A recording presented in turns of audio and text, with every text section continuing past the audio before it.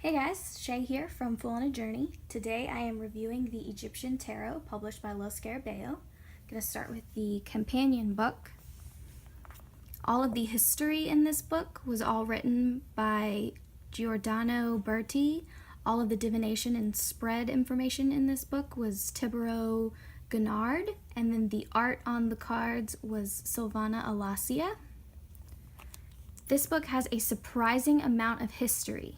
You start with a chronological history of tarot cards that is amazingly accurate. I mean, it goes through, you can see it starts in, 1442 and goes through, I believe, the beginning of Los Scarabeo being published pretty regularly all over the world in 1987, so that's pretty cool. Then it sort of talks in the introduction about where the fad came from of assuming that tarot came from ancient Egypt and how we kind of ended up with that, that myth and where it came from and, how it was sort of perpetuated over the years. And it uses that myth as the basis for this particular deck, which is pretty fascinating. This pyramid ceremony is sort of one of the places where that myth kind of got going. So they used all of the descriptions of the cards as they were described as being, carved on the wall of the pyramid in a book by, I'm so terrible pronouncing French, but I believe it's Petois. In his book, he sort of talks about all of it. So then when you get to the description of the cards, you get the description as drawn by exactly what Petois described. Then you have Silvana Alasia's card, that's the card that's in the deck that Los Scarabeo published. And it explains all of the symbolism in that card. And then it gives a small positive and negative divinatory meaning, but there's quite a bit on all of the majors because you do get two illustrations. One that is described from the historical text and then one that is in the deck. And it does that for all of them. And then they do all have sort of like a secondary title, which is actually pretty fascinating.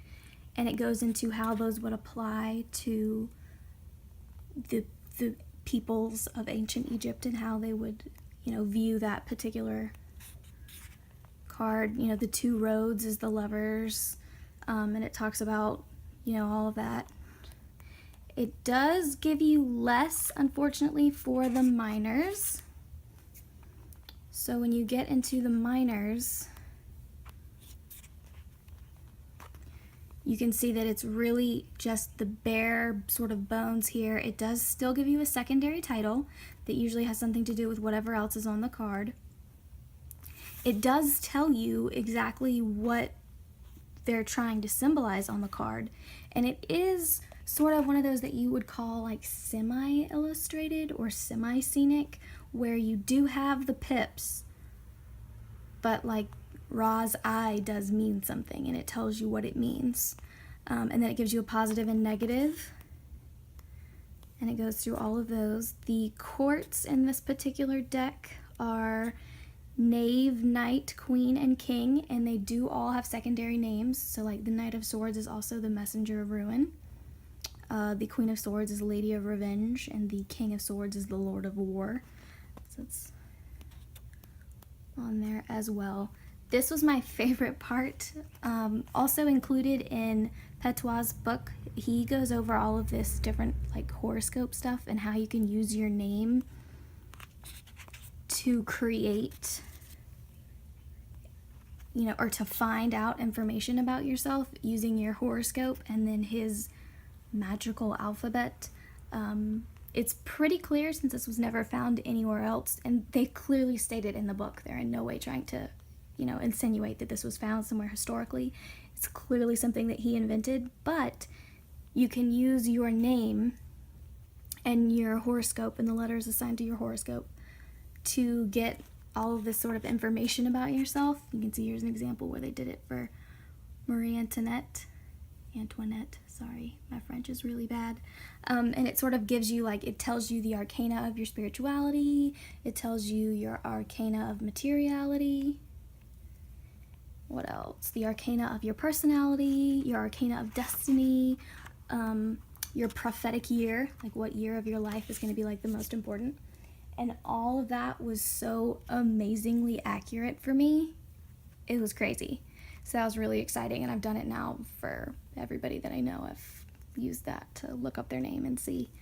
Then you get into the spreads here in the back. He never actually, it's talking about, you know, they used Petois' information on the tarot to sort of write the whole book. He never specifically mentioned cartomancy, so they've pulled from other places to get these. So you get, obviously, the cross, which is really just a smaller version of the Celtic cross. You get a larger spread.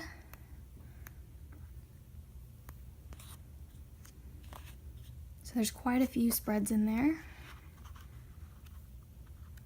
and how to go through them. And they do include sample spreads.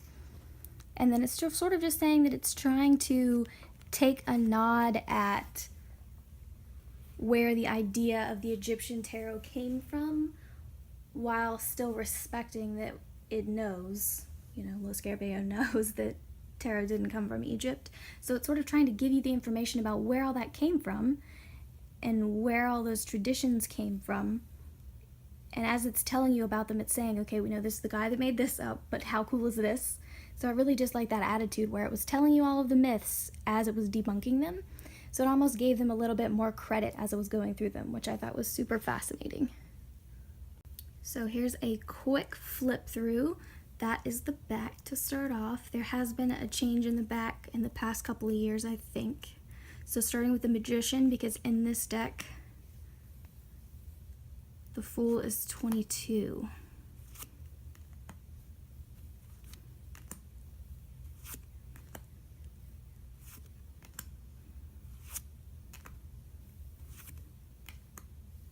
Justice is 8, by the way, in this particular deck.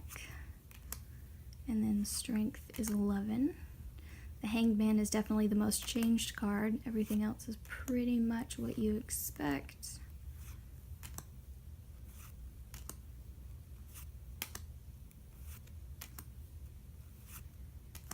The artwork is definitely beautiful. You get the multiple languages that you expect from Lo Scarabeo.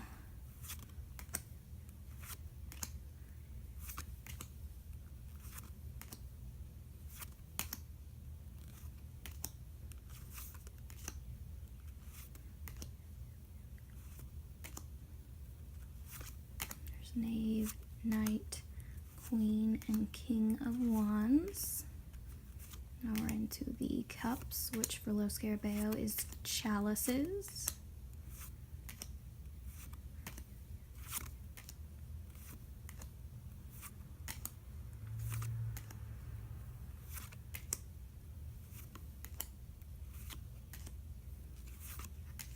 And Swords.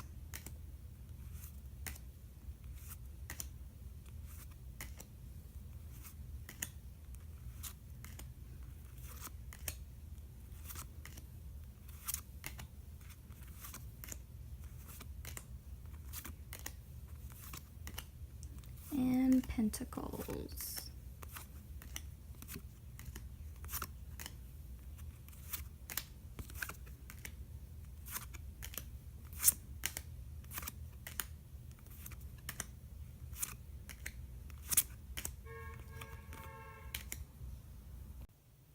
So to round out the review of the deck and book, I wanted to give you a sample reading of one of the spreads that they provide. So this is called the Pyramid Spread. The first thing that you want to do is separate your deck minors from majors.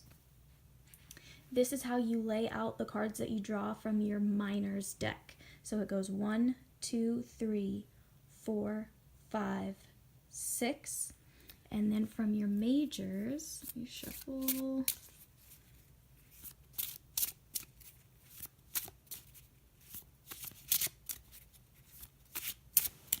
You're going to lay the cards out 1, 2, 3. So the way that the reading works from here, once you've got your 3 majors and then your 6 minors all laid out, and it does suggest that you ask a question. I haven't asked a question. I'm doing a very broad general reading. So you end up with 3 sections of questions. So you've got card number 1, card number 4, and then card A, which they labeled the majors A, B, C. So you've got 1, 4, and A. That is the past. Card 6, 2, B is the present. Card, let's see, what is that? 3, 5, and C is the near future. So then the way you would read it is A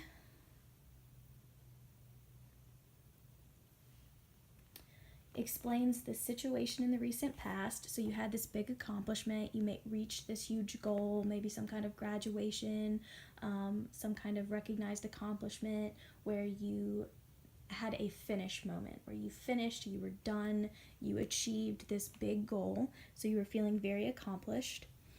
1 is people or things that have influenced you.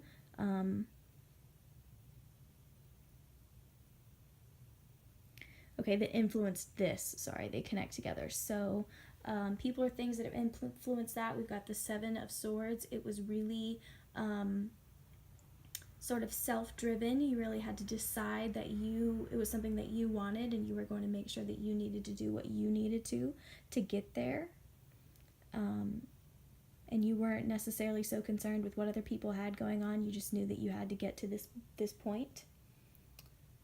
And then your attitude about that, you really felt a real sort of emotional balance, a real emotional, feeling of meeting your other emotional half. Like maybe this was something that led you to meet someone, or maybe it was an accomplishment that was about something that you felt very deeply about, and maybe seeing other people feel as strongly as you helped sort of bring it all together. So your attitude was one of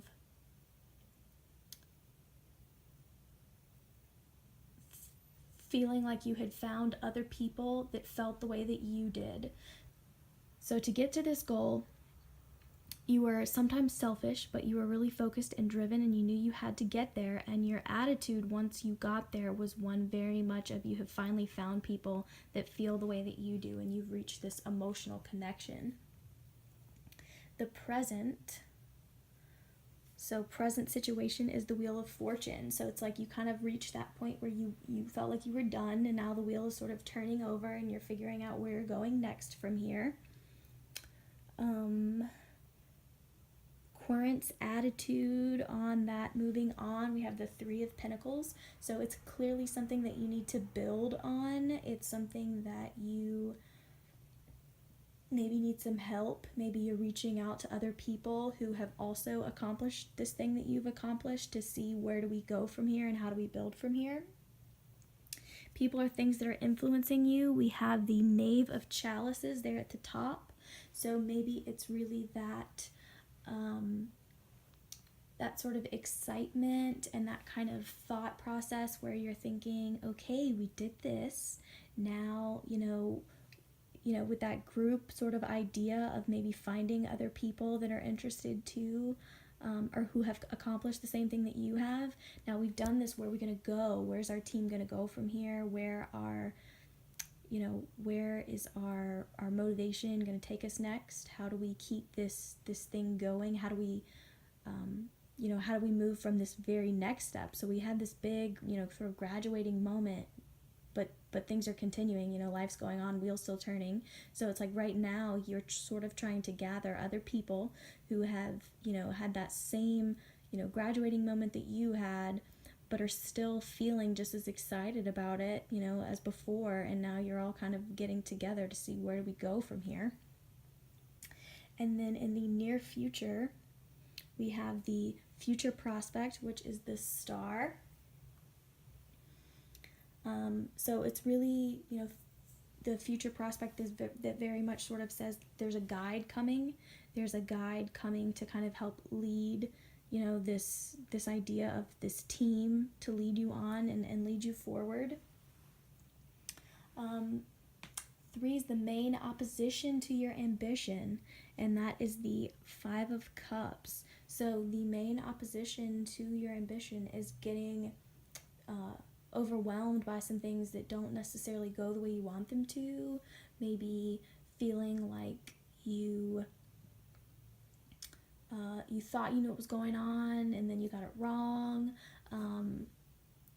Getting your feelings kind of hurt. Maybe some people didn't want to keep going. Maybe some of these people that you thought were going to want to keep moving forward with you weren't interested, and it really hurt because you thought you were all moving in the same direction. Advice that you should follow to keep moving forward is the the 8 of Cups. And that really says to me, just keep walking, keep going, keep moving, just because they didn't feel, the same way you did. Instead of, wallowing in that loss, step away from the loss, leave the loss behind, keep moving into, to following this guide to that, that next accomplishment, that next step. So that is the pyramid spread from the Egyptian Tarot. I hope you enjoyed this hopefully very in-depth review, and thanks for watching.